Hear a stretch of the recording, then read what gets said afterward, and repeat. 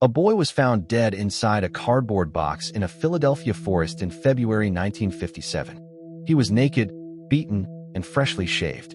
For 65 years, no one on Earth knew his name. He had a nickname instead: America's Unknown Child. Boy in the box.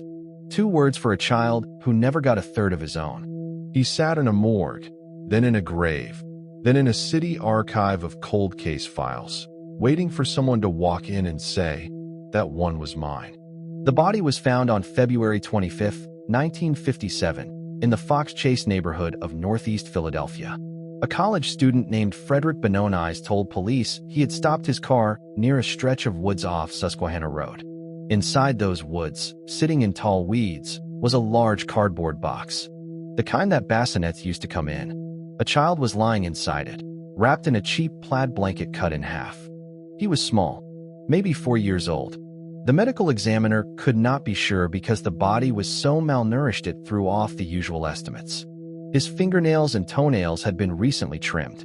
His hair had been cut, badly, very close to the time of death. Tiny clumps of it were still stuck to his skin. He had been bathed after he died. You're watching Mind Blown, where we uncover the stories that defy explanation. Sit with that detail for a second. Whoever killed this boy had taken the time to wash him. They had cut his hair. They had wrapped him in a blanket. And then they had driven him to a wooded lot on the edge of the city and left him in a box big enough to hold a baby crib. That box was traced to a J.C.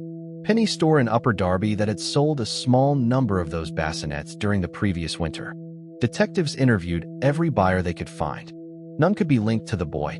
The plaid blanket was traced too. It had been cut in 2 with scissors. One half was around the child. The other half has never turned up. Here is where the story takes a turn.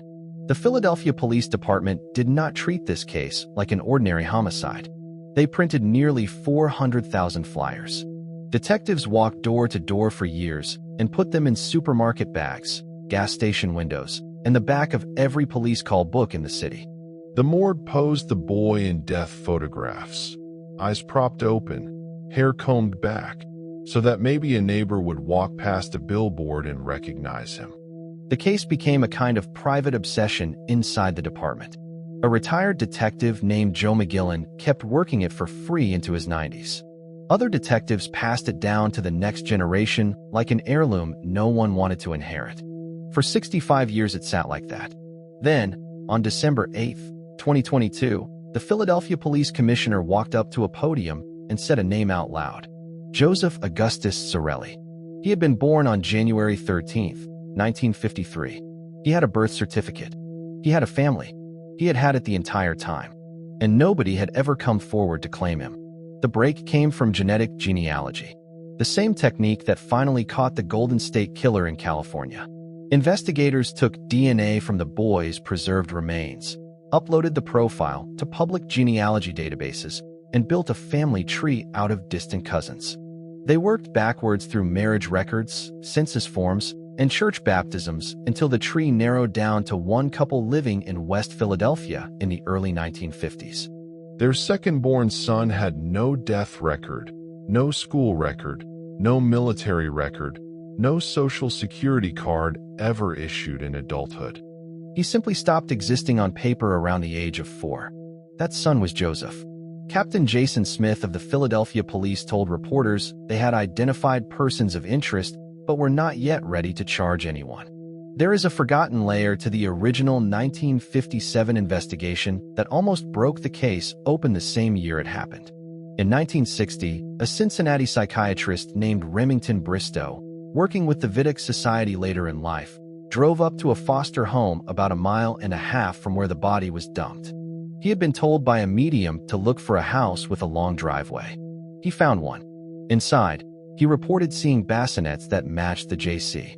Penney style of the carton and a plaid blanket on a clothesline that he believed resembled the one wrapped around the boy. He pushed police to investigate the stepdaughter of the man who ran the home. The lead was never publicly resolved, and Bristow died in 1993 still convinced he had stood inside the right house. His files were donated to the Vidic Society in Philadelphia, where retired investigators continued to chase the case pro bono. Police still have not publicly named who killed him. They have said the family has been identified. They have said the case is an open homicide. Most of the adults who knew Joseph during his short life are already dead. His biological parents both died years before the identification was made. Whoever held his hand last, whoever cut his hair, whoever lifted him into that box and drove him to those woods, that person may already be buried somewhere not far from where he was found. Look at the timeline again. Joseph was born in January 1953. He was found dead in February 1957. He was 4 years and 1 month old. Somewhere inside those 49 months, he was photographed, fed, dressed, and taken to a doctor at least a few times. The autopsy showed evidence of medical care. He had a surgical scar in his groin from what looked like a hernia repair. He had another scar on his ankle. He had been inside a hospital. Hospitals keep paperwork. And yet for 65 years, none of that paperwork ever reached the detectives sitting 6 miles away in a city office. That is the part of this case that should not be possible. A child cannot disappear without anyone noticing. A neighbor sees a boy at the window for 2 years, and then one day the boy is gone, and nobody asks. A grandparent stops visiting on Christmas. A pediatrician sends a follow-up card, and it bounces back. A teacher in 1958 looks at her enrollment sheet, and there is no Joseph. None of those people, in all those years, called anybody. The autopsy itself ran for hours and produced findings the original detectives never released to the public until decades later. The boy weighed only 30 pounds, well below the average for his age. Pathologist Dr. Florence Hauser noted 7 separate scars across his body, including one shaped like an L on his chin and another along the inside of his left elbow consistent with an intravenous cut-down procedure used in mid-century pediatric medicine. His esophagus contained a dark brown residue interpreted at the time as vomit from corn syrup. His eyes were blue.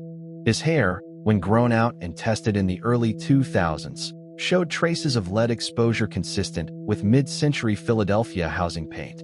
None of that information was enough, on its own, to identify him. All of it became enough only after a stranger spit in a tube for a Christmas gift kit and uploaded the results to GEDmatch.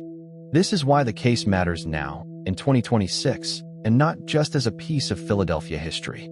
Children still vanish into the cracks between paperwork. The National Center for Missing and Exploited Children handles hundreds of thousands of missing child reports in the United States every year. Most of those kids come home. A smaller group never does. And there is a quieter group beneath that one. Children whose disappearance is never reported at all, because the only adults who would have reported them are the same adults who harmed them. Joseph is the proof that this category exists. He sat unclaimed for almost 7 decades because the people closest to him preferred him forgotten. So here is the question this case raises, and I am going to be direct about it. Should the Philadelphia Police Department release the name of the family they have identified, even if the killers themselves are dead? Half the country says yes. A child was beaten to death, washed, and discarded like household trash. The privacy of the adults around him stopped matching the moment they let him die. I lean that way too. The other half says no.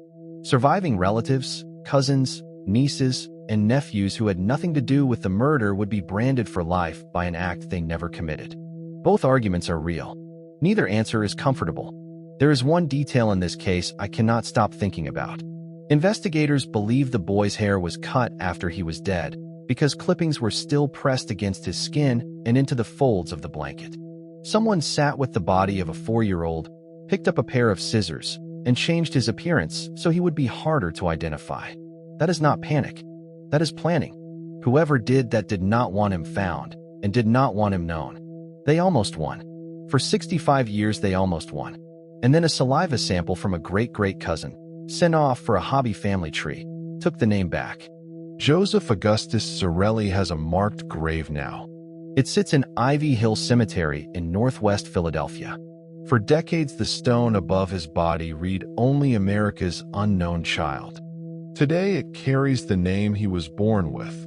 The dates January 13th, 1953 to February 1957, and a small inscription paid for by donations from Philadelphia residents who had followed the case for years. The killer's name is missing from this story. The boy's no longer is. That is one piece of justice, at least, even if it took until December of 2022 to arrive. Now tell me in the comments, should the police name the family, even if there is no one left to charge? Or should the dead keep their secrets? Subscribe to Mind Blown. Next video, the deep sea recording no one has ever explained.